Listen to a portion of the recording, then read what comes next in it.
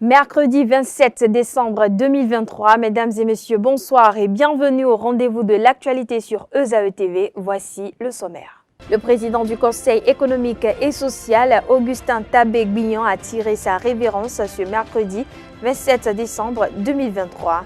Inspecteur des douanes à la retraite, Augustin Gbignan dirigeait le Conseil économique et social pour un deuxième mandat de 5 ans. À suivre en début de cette édition un résumé de son parcours emblématique. Le Centre des œuvres universitaires et sociales d'Abomey-Calavi, COUS-AC, a primé ce mardi les meilleures œuvres du concours d'art graphique sur le harcèlement sexuel en milieu universitaire. La cérémonie de remise de prix s'est déroulée sur le campus d'Abomey-Calavi en présence de plusieurs autorités. Le film de la cérémonie dans ce 19h. En sport, les cotonculteurs ont battu les portuaires de l'ASPAC 1-0. Un match comptant pour la 14e journée de la Ligue professionnelle de football, saison 2023-2024. À suivre dans un instant le débriefing des deux entraîneurs à la fin de la rencontre. L'École supérieure d'administration, d'économie, de journalisme et des métiers de l'audiovisuel ESAE offre de nouveaux challenges pour l'année universitaire 2023-2024. Étudiantes et étudiants, parents d'élèves nouveaux bacheliers, ESAE, c'est la garantie d'une formation de qualité à des conditions très avantageuses. À Gbedjromede, à Papa, à Abomey-Calavi et Parakou, inscrivez-vous en administration générale, administration du travail et de la sécurité sociale, trésor et finances publiques, impôts, diplomatie et relations internationales, journalisme et métiers de l'audiovisuel, gestion des marchés publics, planification et développement local, sciences économiques, sciences juridiques et toutes les filières des sciences de gestion. ESAE vous offre des bourses, demi-bourses et de réductions pour les premières inscriptions dans toutes ces filières. Waouh! En licence 1, 2 et 3 et en master, bénéficiez jusqu'à 50% de réduction sur tous nos sites. N'est-ce pas génial? Infoline. ESAE Gbedjromede, 3e rue à droite en quittant le carrefour Le Jador pour la BIBE Jéricho ou au plus 229 90 93 65 21 98 98 14 00 à Kpakpa au plus 229 52 88 33 33 à Abomey-Calavi au plus 229 52 88 44 44 Parakou au plus 229 52 46 12 12. ESAE, l'excellence à un nom.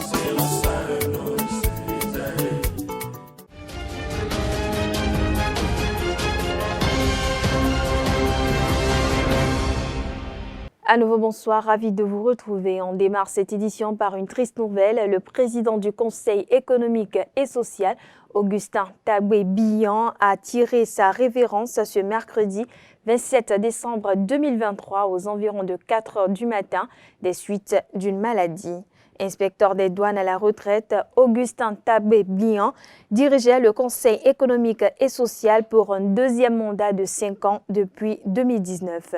Dans cet élément, je vous invite à suivre un résumé de son parcours, une réalisation de Nansirine Fatoumbi. Le Conseil économique et social béninois est en deuil. Son président Augustin Tabé-Gbignan n'est plus. Il est passé de vie à trépas dans la matinée de ce mercredi 27 décembre 2023. Inspecteur des douanes à la retraite, Tabé-Gbignan s'est reconverti après 30 ans années passées au service de la fonction publique béninoise dans le bâtiment et travaux publics, avec une spécialité dans la construction des logements pour des particuliers et quelques chantiers publics. Élu pour la première fois en 2014, Augustin Tabé-Gbignan était à la tête de l'institution pour 5 ans pour continuer les chantiers ouverts et redynamiser l'institution. Il a été reconduit à la tête du Conseil économique et social le 23 juillet 2019 au terme d'une plénière élective. Le Conseil économique et social a été établi par la Charte des Nations Unies qui est entrée en vigueur le 24 octobre 1945. Cette institution béninoise, créée en 1992, constitue auprès des pouvoirs publics du pays une assemblée consultative qui assure la représentation des principales activités économiques et sociales. Le Conseil économique et social favorise et facilite la collaboration des différentes catégories professionnelles entre elles et contribue à l'élaboration de la politique économique et sociale du gouvernement. Jusqu'à sa mort, Augustin Tabé-Gbignan occupait aussi le poste de président de la commission linguistique Batonou et de président du conseil d'administration de Derma Radio. Ancien président de l'association de développement de la ville de Bembereke, Augustin Tagbegbian, le Buff du Borgou, a fait son entrée dans l'instance consultative en 2003 en tant que premier vice-président sous le dernier mandat du président Rafiou Toukourou. Pour rappel, Augustin Tagbegbian a succédé à Nicolas Adagbe à la tête de l'institution.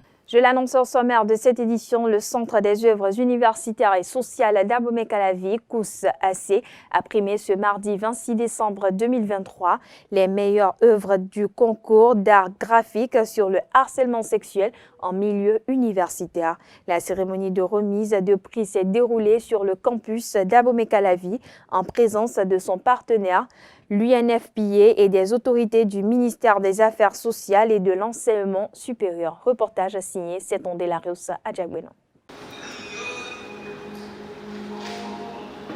La lutte contre le harcèlement sexuel en milieu universitaire prend la forme d'un concours d'art graphique, un panorama de création artistique conçu par des étudiants pour dire stop à ce fléau. Le Centre des œuvres universitaires et sociales d'Abomey-Calavi COUS-AC récompense les meilleures œuvres avec le soutien de son partenaire, l'UNFPA. À travers dessins, illustrations, graphisme et autres formes d'expression, les participants ont rivalisé de talent pour nous offrir de belles œuvres. Sur le thème de la présente édition, le harcèlement sexuel en milieu universitaire sous toutes ses formes. Le thème du présent jeu concours, choisi à bon escient, vise à faire prendre conscience à la communauté universitaire en général et aux jeunes apprenants en particulier des dangers pour la société du harcèlement, qu'il soit moral, physique, psychologique ou verbal, qui continue de faire des victimes dans nos universités. Les 88 candidats n'ont pas manqué d'ingéniosité pour proposer des œuvres. Ces dernières, passées à l'appréciation d'un jury à l'aide de critères bien définis, ce dessin, réalisé par Senanou Ferdinand Kakpo, élève professeur en physique chimique technologique à l'UNS de Natitengo, remporte le premier prix. Cette œuvre se lit du haut vers le bas. D'abord, l'œuvre est subdivisée en 3 grandes parties horizontales. Dans la première partie, nous illustre 3 cas de harcèlement sexuel en milieu universitaire. La deuxième partie nous expose les conséquences et manifestations de ce fléau. Et la troisième partie nous présente l'esprit d'état de combat, les solutions et autres pour lutter contre. Le deuxième et le troisième prix sont gagnés par 2 étudiantes, alors que le candidat numéro 3 a reçu le prix du public. Le COUS-AC et l'UNFPA ont primé les 10 premiers avec divers lots, dont des trophées et des enveloppes financières. Je tiens à féliciter l'organisation. C'est une bonne initiative. Faire valoir le talent des jeunes. J'ai beaucoup aimé.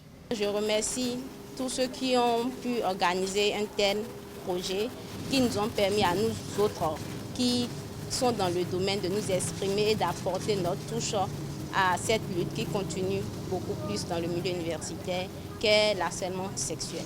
La lutte contre le harcèlement sexuel est un combat de longue haleine. L'initiative du COUS-AC s'inscrit dans le cadre des 16 jours d'activisme de la lutte contre les violences basées sur le genre. Le ministère des Affaires sociales et de la microfinance, à travers la direction générale que je dirige, utiliseront à bon escient, profondément, suffisamment les lauréats, les produits, je vous en prie, des lauréats de ce jour pour continuer ensemble la bataille. Je voudrais donc nous encourager, nous exhorter à continuer sur ce chemin avec beaucoup d'engagement pour qu'au bout du rouleau, nous soyons vraiment fiers d'avoir apporté une pierre à l'édification de ce pays. Alors pour un Bénin équilibré, prospère, je voudrais qu'on proclame tous les jours notre foi et notre détermination à lutter contre les violences basées sur les genres. Depuis 2019, le COUS-AC, avec l'appui de l'UNFPA, travaille à l'éradication des violences basées sur le genre dans les universités publiques du Bénin sous sa coupole.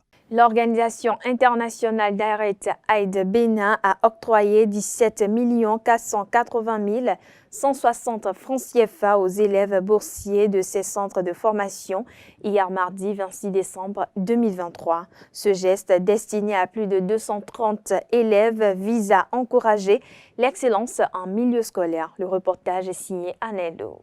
17 948 160 francs CFA. C'est ce qu'a octroyé l'Organisation internationale Direct Aid Bénin aux élèves boursiers de ces centres de formation. Ce geste qui a pour but de promouvoir l'excellence est destiné à plus de 230 élèves. Direct Aid Bénin vient ainsi de poser les jalons pour un objectif bien défini. L'objectif du représentant résident de Direct Aid est de faire des apprenants de toutes les écoles de Direct Aid, notamment d'Assafwa, les élites, les meilleurs du Bénin.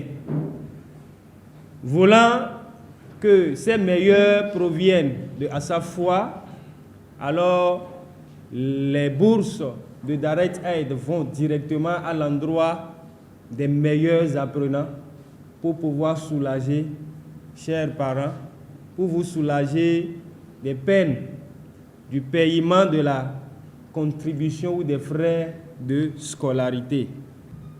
Nous vous demandons d'aider nos apprenants à conserver leur bourse et à être parmi les meilleurs de cette année scolaire 2023-2024.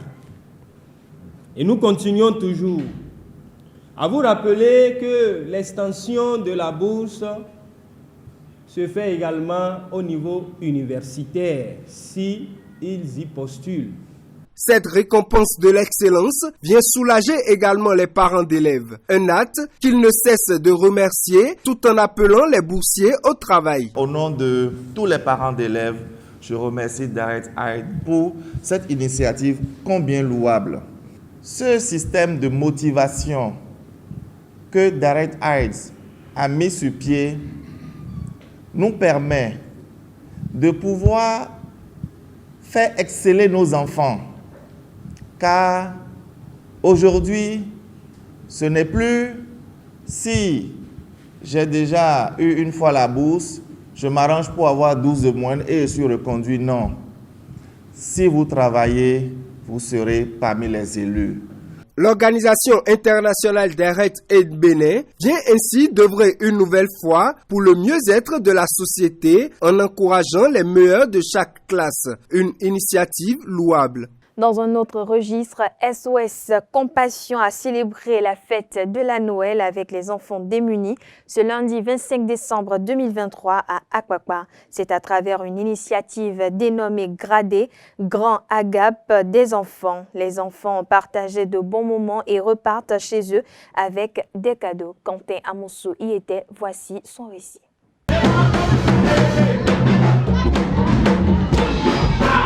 C'est dans cette ambiance que les enfants venus de tous parts ont célébré la 4e édition de la fête de Noël à travers le GRAD, Grand Agapé des enfants.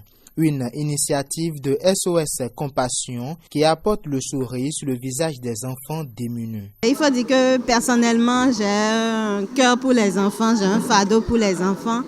Et le fait de remarquer qu'à Noël, il y a beaucoup d'enfants dont les parents n'ont pas les moyens de leur offrir des cadeaux.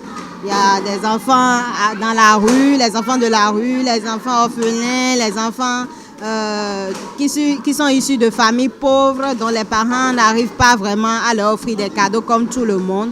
C'est ce qui m'a inspiré à créer l'initiative Grand Agapé des enfants. Ce 25 décembre 2023, comme lors des éditions précédentes, les enfants ont partagé des moments de bonheur et de joie entre danse, prestations artistiques, chorégraphie et poésie. Car une armée d'enfants t'attend pour être envolée le ciel. Grade, tout pour la gloire de Dieu. Amen.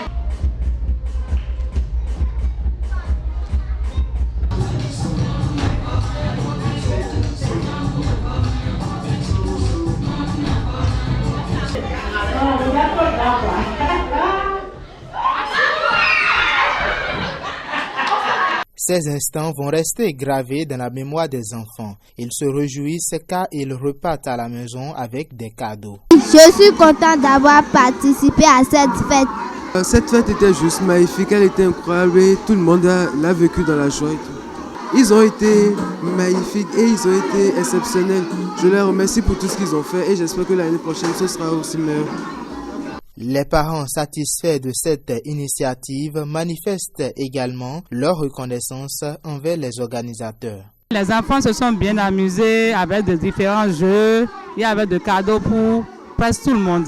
Je dis infiniment un grand merci à tous ceux qui ont eu à participer, surtout la restauration, des dons de coiffure, des dons de couture. Je vois, j'ai vu plusieurs cadeaux, en tout cas des partenaires en général. C'est un grand joie pour moi d'avoir venu assister à cette fête, cette éblouissante fête. Merci pour celui qui a cette idée. Je le remercie beaucoup parce que c'est un grand joie pour moi, un grand joie pour mes enfants aussi. Parce que j'ai été invité et quand je suis venu dans ce que j'avais vu. Je remercie Dieu beaucoup. Et je remercie celui qui a cette idée, celui qui a les donateurs. Je remercie beaucoup. SOS Compassion a tenu le pari de cette 4e édition grâce à l'appui des différents partenaires. GRAD édition, 4e édition de 2023 n'aurait pu être si ces partenaires-là n'avaient pas été là. Donc nous bénissons le Seigneur pour chacune de leurs vies. Nous prions que le Seigneur fasse prospérer leurs activités afin qu'ils aient toujours en abondance pour pouvoir financer GRAD. Le comité d'organisation, satisfait du déroulement de GRAD 2023, promet de mieux faire lors des éditions prochaines.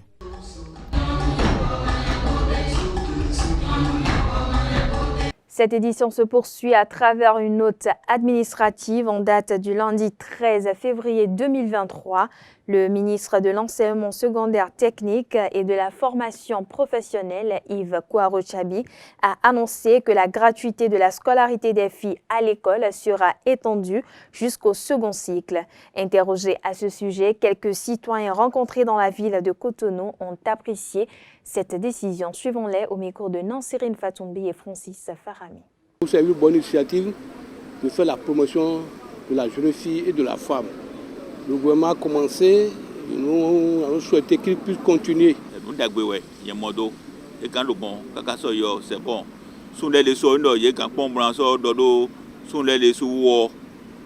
C'est bon quand même. C'est bon. Parce que bien sûr,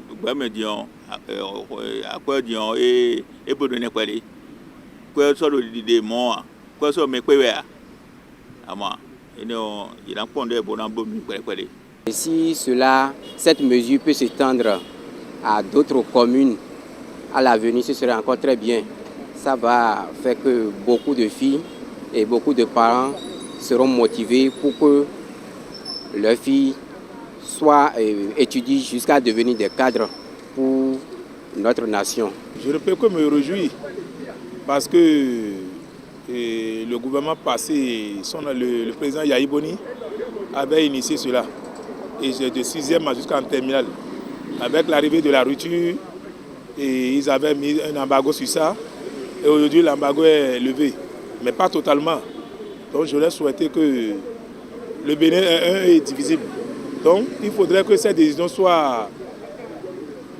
On applique ça à toutes les filles du Bénin. C'est une bonne décision qu'ils ont prise. Mais il faut que ça soit pour toujours. Et non pour un temps. Parce que ça montre maintenant que dans les grandes institutions, les femmes manquent. Il manque beaucoup de femmes. Mais aujourd'hui, comme la décision que le gouvernement a prise, au moins ça peut, nous parents, ça peut nous arranger.